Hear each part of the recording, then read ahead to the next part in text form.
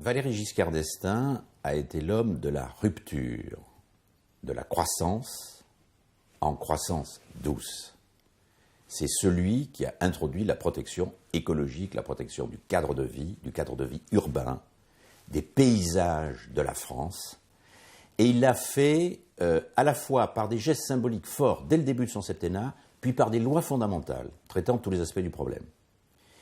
Les gestes symboliques, refus du permis de construire de la tour Apogée, qui aurait été plus grande que la tour Montparnasse, refus de la voie express rive droite, qui était prévue pour compléter la voie express rive gauche, refus de reconstruction des halles, les halles transformées en jardins.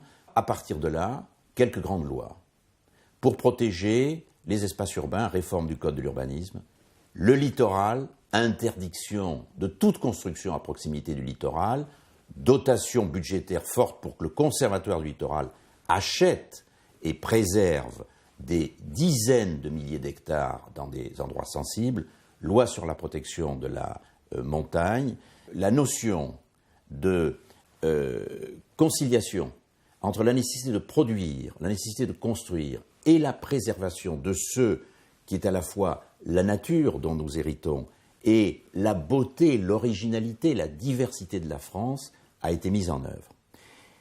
Pour le mettre en œuvre, un outil, un instrument, le ministère de l'Environnement et du Cadre de vie, avec une révolution administrative, on a mis dans la même direction d'administration centrale ceux qui étaient en charge du passé, des monuments historiques, et ceux qui avaient la charge de promouvoir la construction moderne, tradition, modernité. Il a décidé là de concilier les sciences, l'industrie, la nature et les arts à travers la musique.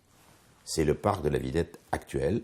L'immeuble qui avait été conçu pour exposer des viandes a été transformé pour être la magnifique cité des sciences et de l'industrie, avec la grande boule de la géode devant, et aujourd'hui tous les enfants, notamment, viennent s'initier aux sciences et à l'industrie.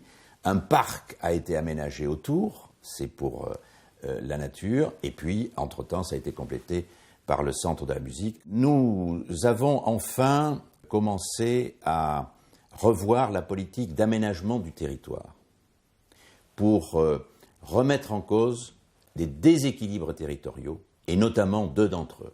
Le premier, au détriment du Sud-Ouest. La politique d'aménagement du territoire qu'avait lancé le général de Gaulle et Olivier Guichard a permis de rééquilibrer la France de l'Ouest et la France du Nord et du Nord-Est.